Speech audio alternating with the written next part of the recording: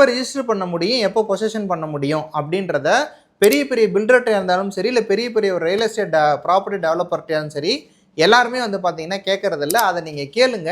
நீங்கள் பே பண்ணுற அமௌண்ட்டுக்கு உங்களுக்கு இமீடியட் ரிஜிஸ்ட்ரேஷன் ஆகுமா, இமீடியட்டாக அந்த லேண்டை நீங்கள் வந்து பொசஷன் எடுக்க முடியுமான்னு கேட்டுட்டு, அப்படி லேண்டை பொசஷன் எடுக்க முடியும்னா நீங்கள் வந்து அந்த லேண்டை வந்து பார்த்தீங்கன்னா பர்ச்சேஸ் பண்ணுங்கள்.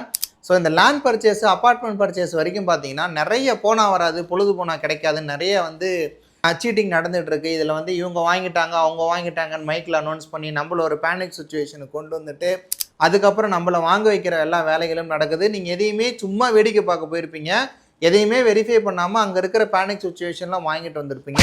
ஸோ அந்த மாதிரி நிலைமைக்கு யாரும் போகாதீங்க. பொறுமையாக எல்லாத்தையும் வாங்கி எல்லாத்தையும் செக் பண்ணிட்டு எல்லாம் ஓகே ஆனதுக்கப்புறமும் மறுபடியும் சொல்கிறேன், அப்பார்ட்மெண்ட் வாங்குறீங்கன்னா பொசஷன் டேட்டு முதல் கொண்டு உங்களுக்கு எல்லாம் கிளியராக கொடுத்துருக்கணும். அப்படி பொசஷன் டேட்டு கொடுத்தும் ஏமாத்துறாங்களே ப்ரோ, அது எப்படி ப்ரோ ஏமாத்துறாங்க அப்படின்னா அதை நாம் நாளை வீடியோவில் பார்க்கலாம்.